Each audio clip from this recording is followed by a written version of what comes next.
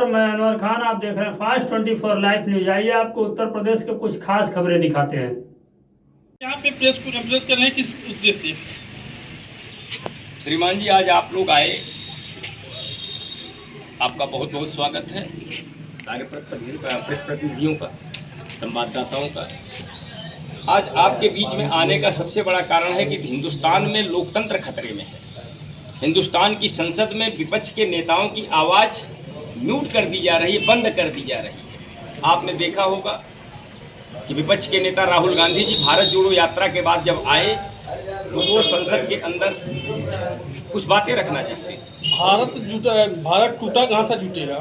श्रीमान जी, भारत न टूटा है, न टूटेगा, न कोई तोड़ पाएगा, क्योंकि भारत को आज़ादी के बाद पंडित नेहरू ने, सरदार पटेल जी ने इस तरह से एक सूत्र में बांध रखा है, वो भारत कभी टूट नहीं सकता।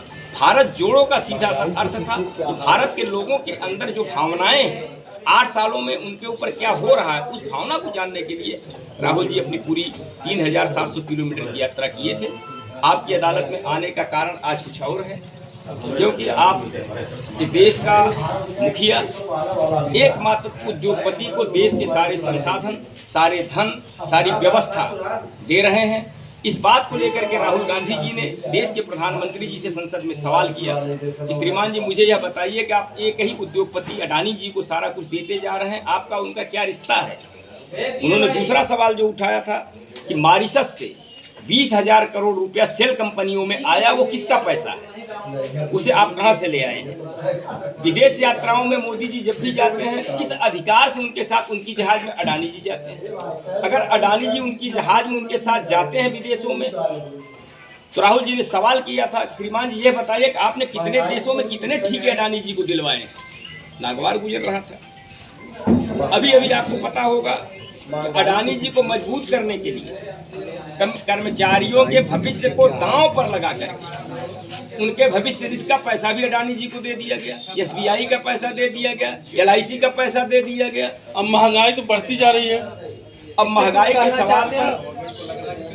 के सवाल पर आज बड़ा अच्छा लगता है जब आप लोग विपक्ष से पूछते हैं कि महंगाई क्यों बढ़ रही है, महंगाई क्यों बढ़ रही है। सवाल सत्ता से होना चाहिए। मैं आज आपकी अदालत में इसलिए आया हूं कि राहुल गांधी जी की आवाज़ को संसद में दबाया जा रहा है।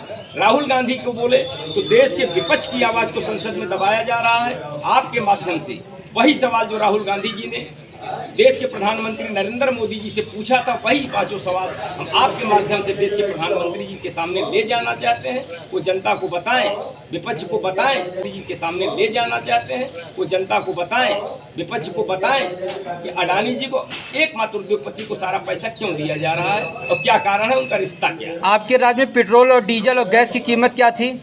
हमारे राज्य में जब हम सरकार छोड़ करके कांग्रेस को जनता ने हटाया तो उसमें 55 रुपये लीटर था, और आज 2 गुना से ज़्यादा पेट्रोलियम पदार्थ महंगा हो गया है। गैस सिलेंडर पर सवाल पूछना गुनाह है।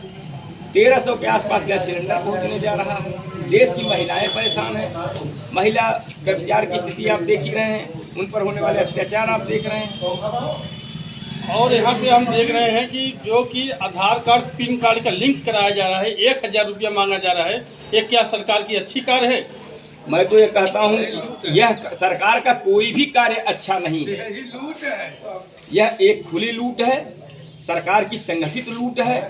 आधार कार्ड कांग्रेस के समय में जब शुरू हुआ तो निःशुल्क था, आज हर बात पर पैसा। आपने देखा होगा कि अगर बैंक से आप 3 बार भुगतान लेने जाते हैं तो आपको सरचार्ज देना है, ATM से पैसा निकालिए सरचार्ज देना है। पता लगा कि UPI पर भी सरचार्ज लगाने जा रहे थे। लेकिन इन सब चीज़ों को लेकर के देश का विपक्ष सरकार से सवाल करना चाहता है तो देश के विपक्ष की आवाज़ को म्यूट कर दिया जाता है, मुकदमे लाद दिए जाते हैं। आपने देखा होगा कि राहुल गांधी जी की एक ऐसे केस में सजा कराया गया जिसका कोई बहुत औचित्य नहीं रह गया, और सजा कराने का उद्देश्य जो था कि देश की संसद में राहुल गांधी सवाल कर रहे हैं, इस आवाज को बंद कर दो और कोई दूसरा सवाल करने वाला नहीं होगा।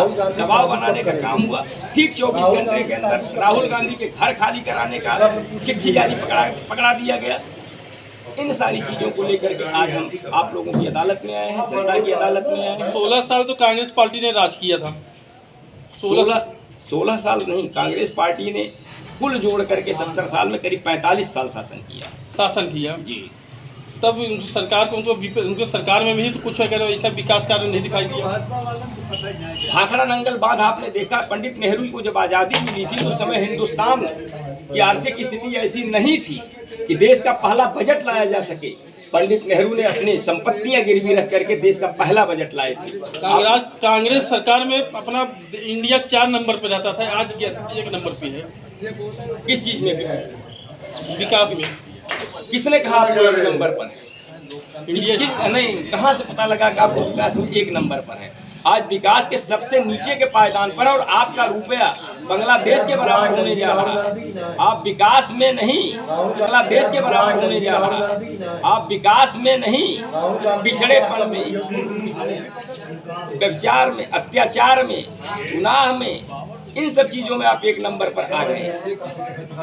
ऐसा नहीं है। बेरोजगारी में, बेगारी में हिंदुस्तान 1 नंबर पे आ गया। विकास कहाँ है? आप बताइए, किसको आप विकास करना चाहते हैं? 8 सालों में मोदी जी ने कौन सा विकास करके दिखाया? बहुत से किए हैं, कितना गिनाया जाए आपको? वही तो मैं जानना चाहता हूँ। कोई एक विकास बताएं जिसे जनता मील समझे या माइलस्टोन कहा जाए कि इन्होंने यह ऐसा विकास अखिलेश कर दिया। सरकार में, कांग्रेस की सरकार में बिजली 8 घंटा रहती थी, आज बीजेपी की सरकार में 22 घंटा है। आपने कांग्रेस की सरकार उत्तर प्रदेश में 32 साल पहले गई है, बिजली कटती ही नहीं थी। आपको याद होना चाहिए उस समय में 6 बजे से 9 बजे तक हाफ लाइन चलता था घरेलू बत्ती और बिजली के लिए, फिर 9 बजे से फुल लाइन हो जाती थी। कांग्रेस के शासन में बिजली कटती ही नहीं थी। यहाँ घंटों की बात ही नहीं है। 32 साल हो गए कांग्रेस को उत्तर प्रदेश से गए। ऐसे ताज़ा खबर देखने के लिए मेरे चैनल को सब्सक्राइब और शेयर जरूर करिए।